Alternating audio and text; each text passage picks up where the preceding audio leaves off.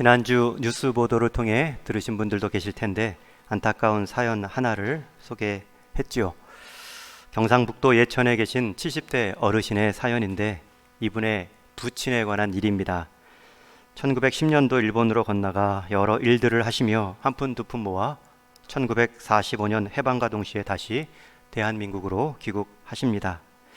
그런데 이 부친께서 당시 그렇게 한 푼 두 푼 모아 온 돈을 집안에 보관해 두기 어려워 조흥은행 예천군 지점에 맡기고 현금 보관증을 받습니다. 현금 보관증 내용은 1946년 3월 5일 조흥은행 풍천 지점에서는 어디 어디에 사는 김 씨의 일본 돈 12,220엔을 받아 보관합니다 라는 증명의 내용입니다.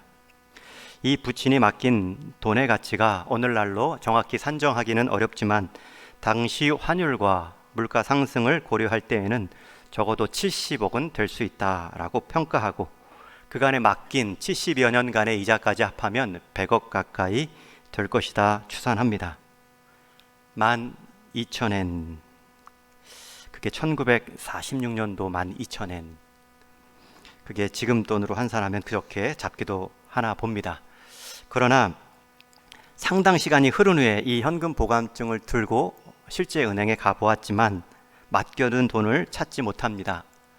한국 전쟁을 지나고 많은 자료들이 유실됐고 사회적으로도 혼란스러운 시기라 금융 시스템도 미비한 상황에서 은행은 차일 피일 출금을 미뤘다고 합니다. 그러다 경제개발 붐과 함께 많은 외화 자금이 필요했던 국내 상황에서는 더더욱 엔화의 출금이 어려웠다고 하죠. 이 부친께서는 평생 타국에서 고생하며 번 돈을 찾기 위해 정부기관을 수소문했지만 끝내 뜻을 이루지 못하고 1969년 화병으로 세상을 떠나십니다. 그 현금 보관증이 창고에 보관되어 오다 1982년 그의 손녀에 의해 우연히 발견됩니다. 그 손녀는 아버지께 얘기했겠죠. 또 아버지는 다시 생존해 계신 어머니께 여쭈었겠죠.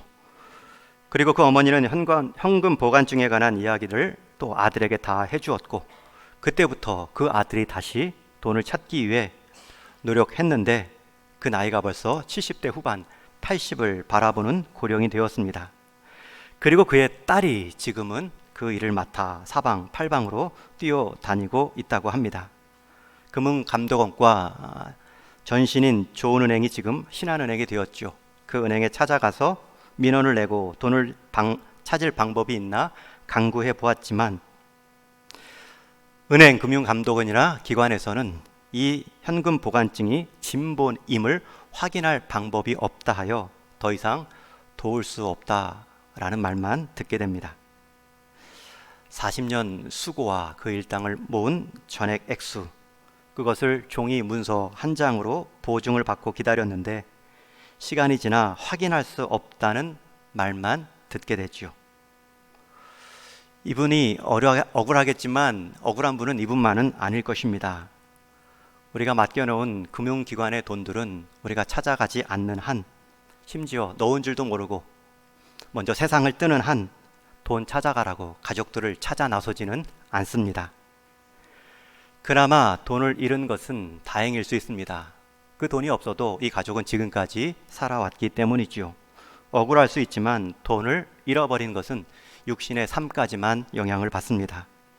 그러나 우리의 영혼, 우리의 구원에 관한 보증이 시원치 않다면, 불안하다면, 그리하여 날마다 밤마다 확인해야 잠을 들 수 있다면, 하나님의 약속한 신령한 복들을 우리가 출금할 수 없다면 그 불안은 또 다른 문제가 될 것입니다.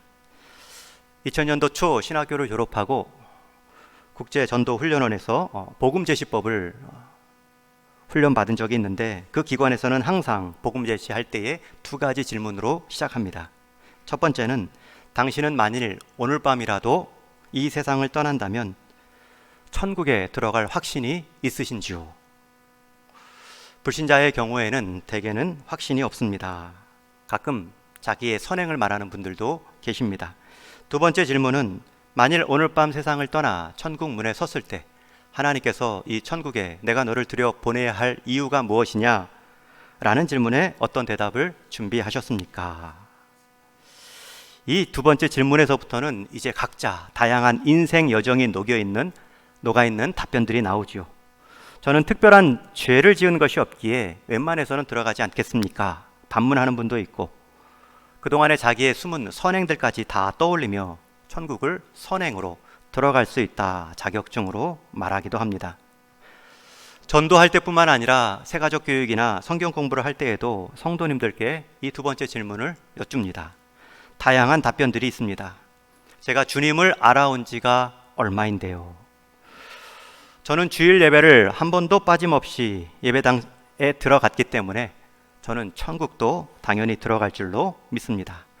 다양한 믿음의 고백들이 나오는데 아직도 잊혀지지 않는 어떤 남자 집사님의 대답은 예수님이 내가 너를 왜 천국에 들여보내야 되겠느냐라는 질문 앞에 일단 제가 들어가서 말씀드리겠습니다.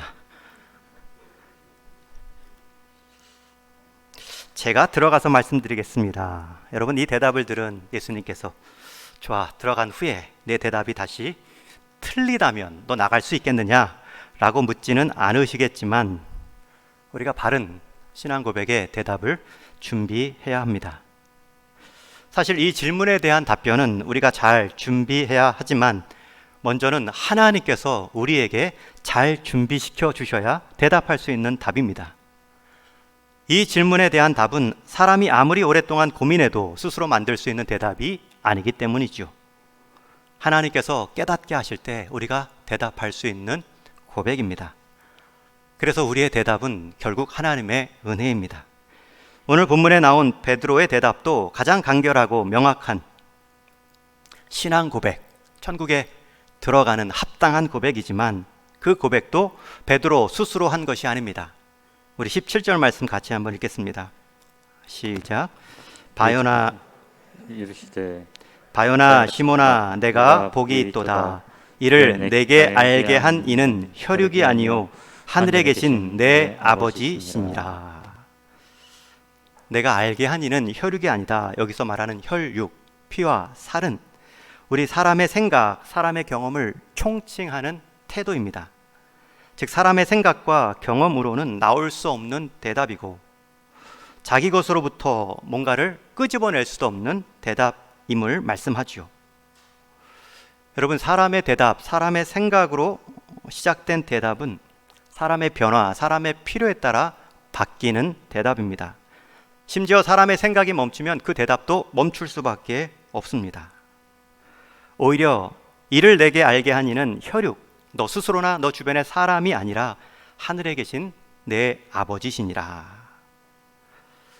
여러분, 이 대답은 우리가 신앙생활을 할 때 하나님 아버지께서 알려주신 방법이 아니라 혈육적인 방법으로 신앙생활을 할 수 있음을 경고하는 말씀입니다. 우리가 신앙생활을 하는 데 있어서도 하나님의 길이 아닌 사람의 길을 걷고 있으면서도 하나님의 길을 걷고 있는 양, 구원의 길이 아님에도 구원의 길을 걷고 있는 양, 잘못 알 수 있다는 것입니다. 게다가 예수님은 그 베드로의 대답에 복을 선언하십니다. 시몬아 내가 복이 있도다. 그리고 그 복된 모습은 하나님 아버지, 하늘에 계신 내 아버지께서 알려주셨다, 보증해 주셨다는 말입니다. 여러분, 이 시몬 베드로의 대답이 무엇이기에 예수님이 복을 선언하시고 하나님 아버지로 보증해 주십니까? 우리 이어지는 16절 말씀 같이 있습니다. 시작.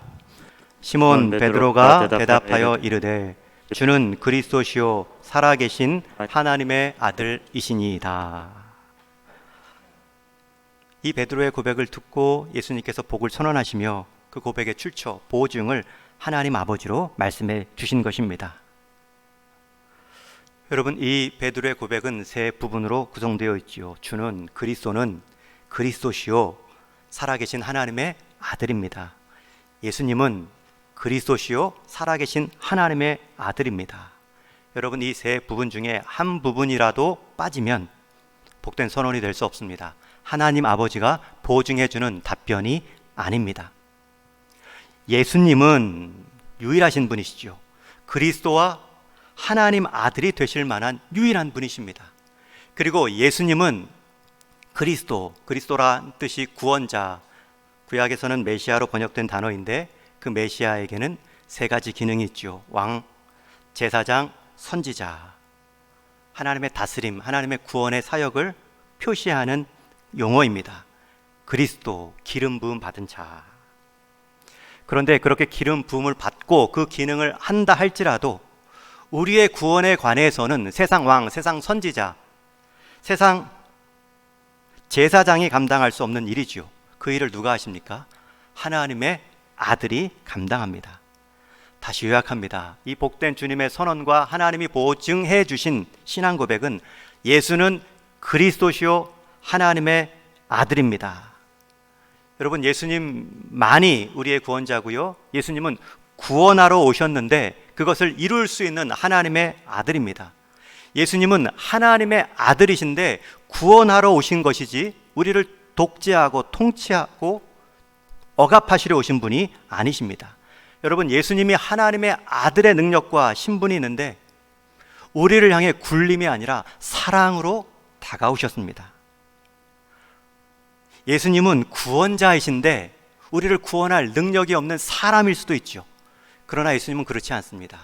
예수님은 그리스도, 구원자신데 하나님의 아들로서 우리의 구원을 이룰 수 있는 유일한 분이십니다. 이 베드로의 신앙 고백이 초대교회의 가장 핵심적인 신앙 고백입니다. 가장 짧으면서도 가장 명확한 복음 선포가 되었습니다. 이 간단한 신앙 고백도 당시 주변에서는 찾아볼 수가 없었지요. 예수님을 쫓던 많은 사람들에게 예수님이 묻습니다. 그들은 나를 누구라 하느냐? 인자를 누구라 하느냐? 예수님을 따르던 사람들의 고백은 14절 말씀처럼 세례 요한이요, 또는 엘리야요, 또는 예레미야라 말합니다. 예수님이 그러한 역할, 기능을 하셨습니다.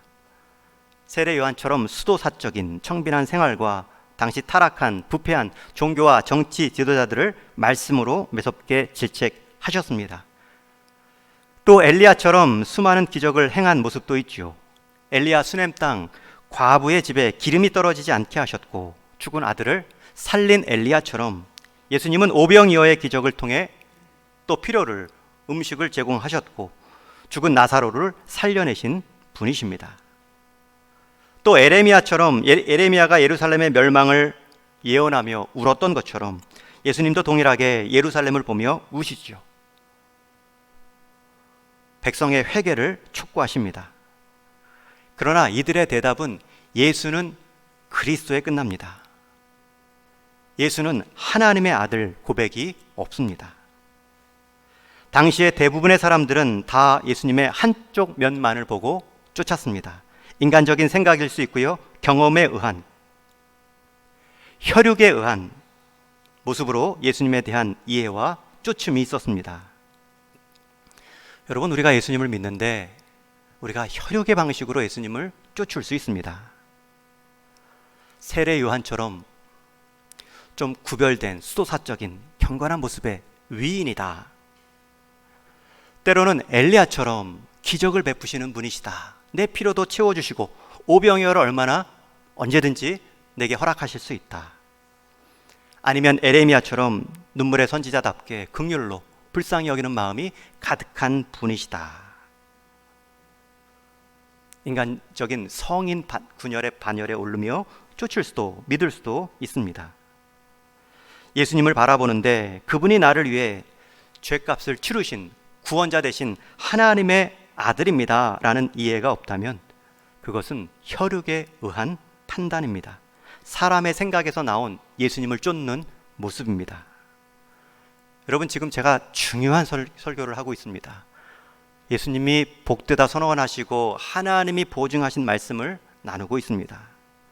여러분들이 후에 천국의 문 앞에서 주님이 친히 내가 너를 왜 천국에 들여보내야 하느냐, 이 질문 앞에 여러분의 대답, 여러분의 혈육, 여러분의 생각을 말해서는 안 되기 때문입니다.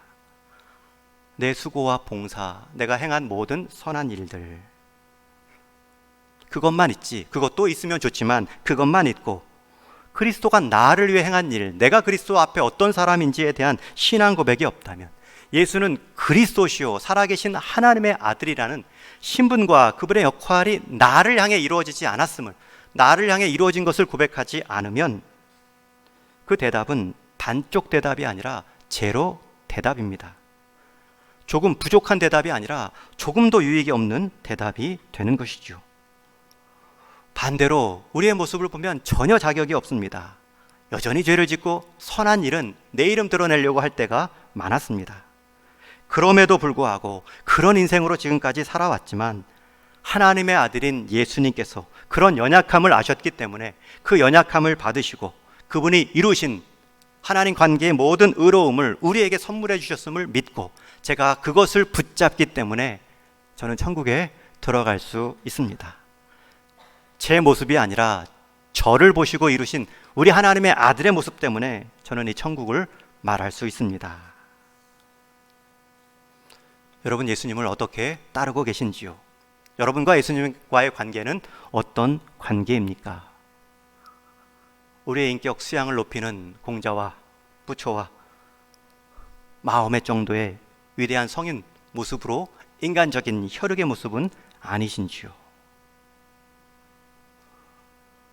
예수님은 이 베드로의 신앙 고백을 기뻐하셨습니다. 그리고 말씀하셨지요. 18절에 보면 또 내가 내게 이르노니 너는 베드로라. 내가 이 반석 위에 내 교회를 세우리니 음부의 권세가 이기지 못하리라. 여러분, 그 고백 위에 천국의 문 들어가는 그 자격뿐만 아니라 여러분 그 고백 위에 이제 주님의 사역을 이루신다 말씀합니다. 내가 내게 이르노니 너는 베드로라. 이제부터는 내 이름을 시몬이 아닌 베드로, 반석이라 부르겠다. 그리고 그 반석됨 위에 내 교회를 세울 텐데 음부의 권세, 이 권세라는 말은 대문으로도 번역될 수 있는 단어입니다. 절대 음부의 대문이 뚫리지 않는, 열 수 없는 장소임을 말씀합니다. 여기서 베드로라는 뜻, 개인을 말하지 않죠. 사람, 한 사람, 인물을 말하는 것이 아닙니다. 베드로가 주님과의 관계성 안에서 고백한 예수는 그리스도시요 하나님의 아들이라는 그 신앙 고백을 의미합니다. 여러분, 그 고백 위에 주님이 교회를 세우신 것이고 그 고백의 인생에는 어떠한 음부의 세력도 이길 수가 없습니다. 그러나 천주교에서는 여전히 베드로 한 인생, 사람으로 해석합니다. 그 위에 예수님이 교회를 세웠기에 베드로는 첫 번째 교황이다. 그 권위를 이어온 수많은 교황들이 이어지고 있지만 그들의 주장은 사람이 교회의 기초가 될 수 있는 우를 범하고 있습니다. 사람이 얼마나 연약합니까? 여러분, 이 고백 위에 21절 이하의 말씀을 보십시오. 예수님께서 고난과 죽음을 통해 구원을 이루실 것을 말씀하시는데 베드로가 바로 그 귀한 복된 고백을 한 그 베드로가 그렇게 하지 마시라 항변하다가 주님께로부터 사탄아 내 뒤로 물러가라 큰 책망을 받지요. 이게 사람입니다. 이게 베드로입니다. 사탄이 하는 일을 지금 베드로가 하고 있다는 것입니다. 그러한 자를 교회의 기초로 삼는 것은 잘못된 해석입니다. 주님은 베드로 사람이 아닌 베드로와 주님과의 바른 신앙 고백 위에 교회를 세우시겠다. 어떤 음부의 권세도 넘어서지 못하도록 막으시겠다 말씀하십니다. 이 내용은 아무리 강조해도 지나치지 않습니다. 교회는 예수를 그리스도로 하나님의 아들로 믿는 자들의 모임입니다. 두 사람, 세 사람이 모인다 할지라도 이 바른 신앙 고백 위에 모여 예배하면 교회라 부를 수 있습니다. 하지만 수만 명이 모인다 할지라도 이 신앙 고백이 흐려지면 절대 교회라 말할 수 없습니다. 주는 그리스도시요 살아계신 하나님의 아들입니다. 여러분, 이것이 우리를 살렸고요. 이 고백이 또 남을 살릴 수 있습니다. 초대교회 성도들은 이 고백으로 사도신경의 고백을 시작했습니다. 물론 교회사가 이어지며 초대교회 수많은 이단들, 잘못된 교리들이 교회 안에 들어오며 이 그리스도요 살아계신 하나님의 아들임을 조금 더 정교하게 섬세하게 신앙 고백할 이유가 있죠. 그래서 정리된 신앙 고백 내용이 사도신경입니다.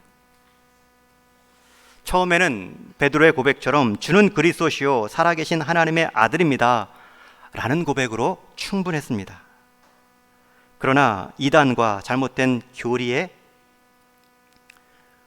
회방으로 더 그리스도에 대한 신앙 고백이 말씀 중심으로 명확해지죠.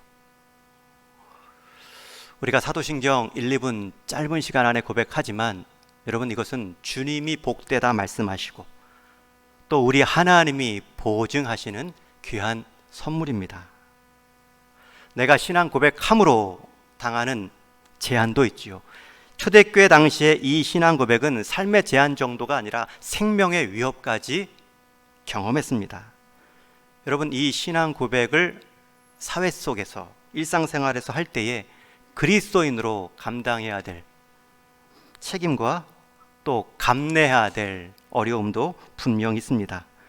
그러나 그 감내와 그 잠시 고통을 넘어서는 하나님 아버지, 또 그리스도 예수, 성령 하나님께서 우리를 향한 그 은혜와 사랑이 얼마나 큰지, 우리 인생이 육신으로 왔다 육신으로 끝나지 않고 육신의 삶이 부활의 몸과 하나님 나라의 소망을 가지고 살아갈 수 있다라는 존재로 우리는 충분히 견딜 수 있고 이겨나갈 수 있습니다. 신앙 고백은 삶을 제한하는 것이 아니라 내 삶을 더 풍성히 바꾸는 고백입니다. 우리가 짧게 예배의 한 순서로 암송하듯이 할 것이 아니라 한 고백 한 고백 할 때마다 그 하나님과 나와의 관계, 그 예수님과 나와의 관계, 그 성령님과 나와의 관계가 내 삶을 이미 앞당긴 천국의 삶처럼 풍성하게 해주시는구나. 이 풍성함이 세상의 박해와 시험을 넘어서게 하고 그들마저도 이 신앙 고백에 참여하게 만드는 힘이 있습니다. 우리의 신앙 고백을 점검하셔야 됩니다.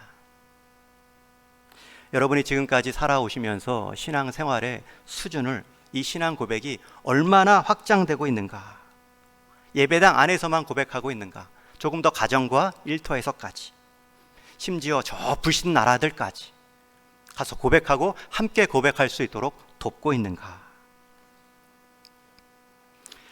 지금 가을이 되었는데요, 저는 이제 가을 10월이 되면 목사 안수 받은 지 딱 20년이 됩니다.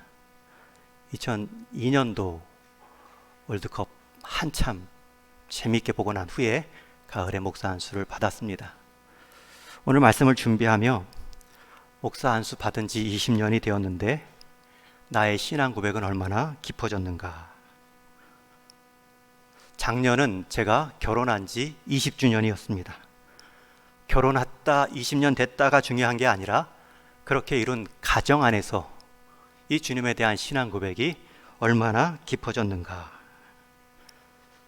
내년 2023년은 제가 동인교회 선교 목사였지만 부임한 지 딱 20년이 되는 해입니다. 제 부임으로 우리 동인교회가 얼마나 그리스도에 대한 신앙 고백이 깊어지게 쓰임 받았는가. 이것이 제가 돌아봐야 될 기준이죠. 분명히 주님은 이 바른 신앙 고백 위에 약속해 주셨습니다. 내가 이 반석 위에 내 교회를 세우리니. 이 반석은 인물이 아닙니다. 그가 그리스도와의 관계입니다. 신앙 고백의 내용입니다. 그리스도를 얼마나 신뢰하는가의 관계입니다. 그 인생을 통해, 그 고백을 통해 내 교회를 세우겠다 말씀하십니다. 얼마나 감사합니까? 예수님은 돈 있는 사람, 권력 있는 사람을 통해 내 교회를 세우겠다 말씀하지 않으셨고, 전통이나 화려한 역사 위에 내 교회를 세우겠다 말씀하지 않으셨습니다. 내가 이 반석 위에, 이 흔들리지 않는 주님과의 신뢰의 관계 속에, 신앙 고백 속에 내 교회를 세우겠고 음부의 문이 열리지 않도록 막겠다 말씀해 주셨습니다. 여러분, 이 땅에 주님의 몸된 교회로 세움받은 자리가 많습니다.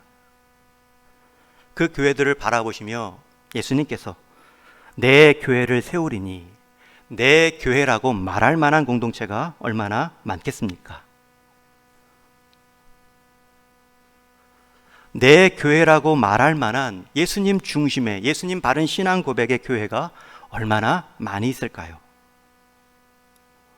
사람 중심의 교회, 재물 중심의 교회, 크기와 외모에 따른 교회, 그 교회 위에 내 교회를 세운다 말씀하지 않으셨습니다. 그러니 우리에게 소망이 있는 것 아닙니까? 주님이 말씀하시는 내 교회가 주님과의 관계, 바른 신앙 고백 위에 세운다 하셨사오니 제 인생을 통해, 제 가정을 통해, 우리 동인교회를 통해 주님 보시기에 이 땅을 향한 내 교회라고 말할 수 있는, 주님 보시기에 복된 교회가 되게 하여 주옵소서. 여러분, 그 일을 저와 여러분이 함께 이루어갈 수 있습니다. 여러분, 교회의 원형, 교회의 비전이 무엇입니까? 내 반석 위에 내 교회를 세우겠다. 이 반석이 원형이고요, 비전입니다. 예수님은 이 반석, 이 신앙 고백, 관계 안에 내 교회를 세우겠다 말씀하셨습니다. 그래서 주님의 교회로 바뀌어가는 모습은 주님과의 관계가 더 신실한 성도들이 되는 것입니다.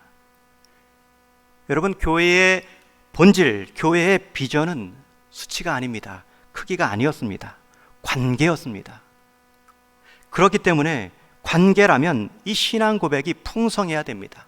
이 신앙 고백이 풍성하다는 것은 24시간 이 신앙 고백한다 라는 뜻도 있겠지만, 시간적 의미뿐만 아니라 내 삶의 모든 자리에서 이 주님의 주되심을 인정하며 살겠다.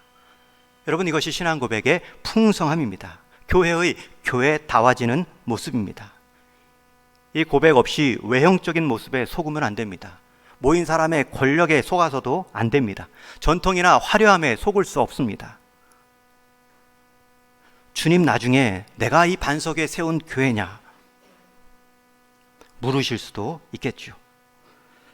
저는 우리 동인의 모든 성도님들과 주님께서 친히 내 교회다 라고 말할 수 있는 우리 동인교회가 될 수 있기를 주님의 이름으로 축원합니다. 그러한 교회만이 세상의 죄, 음부의 권세를 이길 수 있습니다. 주님의 주인 되심, 머리 되심을 인정하고 우리 교회의 최종 권위로, 힘으로 삼는 우리 동인교회가 될 수 있기를 주님의 이름으로 축원합니다. 이어지는 말씀에 보면 그러한 모습 가운데 19절에 내가 천국의 열쇠를 내게 주리니, 이제는 더 확장되는 모습이지요. 우리의 신앙 고백이 퍼져나가는 그 자리들마다 내가 천국의 열쇠를 내게 주리니, 내가 땅에서 무엇이든지 매면 하늘에서도 매일 것이요, 내가 땅에서도 무엇이든지 풀면 하늘에서도 풀리리라. 이 말씀은 교회를 통해 천국 열쇠로 이 땅에 막힌 하늘 백성의 삶들을 회복시켜 나가신다는 말씀입니다. 당시의 열쇠라는 표현은 권세를 상징했습니다. 주님께서 그 바른 신앙 고백 위에 권세를 주시겠다는 것입니다. 여러분, 권세 받으면 신앙 고백하겠습니다 라고 말씀하지 마시고, 다 신앙 고백이 부정되는 여러분의 일터 상황에서 나는 그리스도를 쫓는 사람이고 나는 그리스도를 주인으로 모시고 살아가는 사람입니다, 그 신앙 고백을 먼저 해 보십시오. 그것을 지켜낼 하나님의 권세가 내 삶의 자리, 순종의 모습마다 천국의 열쇠가 놓여 있는 것을 보게 될 것입니다. 여러분, 우리 성경 한글에는 열쇠라는 단수였지만 이 헬라어 언어를 보면 내가 천국의 열쇠들을 주리라 말씀합니다. 아마 선교적 의미로 사람들이 천국으로 들어오는 일 가운데 교회의 다양한 사역을 의미했겠죠. 저는 이것을 조금 더 이렇게 해석합니다. 천국의 열쇠 꾸러미의 그 한 열쇠는 여러분의 바른 신앙 고백적 삶입니다. 여러분의 그 바른 신앙 고백적 삶의 자리에 권세가 임합니다. 세상 사람들은 천국에 열리는 열쇠를 경험할 수 있습니다. 여러분, 우리 인생 짧은 육신의 삶, 기껏 100년을 산다 할지라도 남겨놓은 것이 그 육신의 열매들이라면 부끄럽겠죠. 그러나 육신의 삶으로 살아갈지라도 그 육신의 삶이 빈곤했고 힘겨웠고 내 뜻대로 되지 않은 것 같지만 하나님의 뜻을 이루며 천국 열쇠로 쓰임받아 많은 사람들을 또 다른 삶의 방향으로 이끌어냈다면 우리에게는 면류가 아니요 하나님께는 영광이 될 것입니다. 저와 여러분은 이러한 토대 위에 지음받은 교회이고요, 이런 토대를 이어가야 될 교회의 성도입니다. 바른 신앙 고백이 바른 관계를 가져오죠. 여러분, 우리 하나님께서는 우리 인생의 안전, 구원의 안전을 종이 정도, 증인 정도가 아니었습니다. 사람 정도가 아니었습니다. 증서 정도, 증인 정도가 아니라 증 하나님, 증 예수 그리스도라고 할 정도로 우리의 구원과 우리의 영혼의 안전을 보장해 주셨습니다. 어떻게요? 주는 그리스도시요 살아계신 하나님의 아들입니다. 이 바른 신앙 고백으로, 그분과 나와의 관계로. 이제 말씀을 맺습니다. 처음 서두에 드린 두 가지 질문을 다시 여러분들께 드립니다. 오늘 밤이라도 이 세상을 떠나신다면 천국에서 눈을 뜨실 확신이 있는지요? 천국에서 만난 예수님께서 내가 너를 나의 천국에 들어올 이유가 무엇이냐 라고 물으신다면 여러분의 대답은 예수 그리스도 하나님의 아들. 대답을 나로 시작하지 마시고, 주님, 내가 살아온 것 아시지 않습니까? 내 연약함과 부족함, 여전히 죄성을 아시지 않습니까?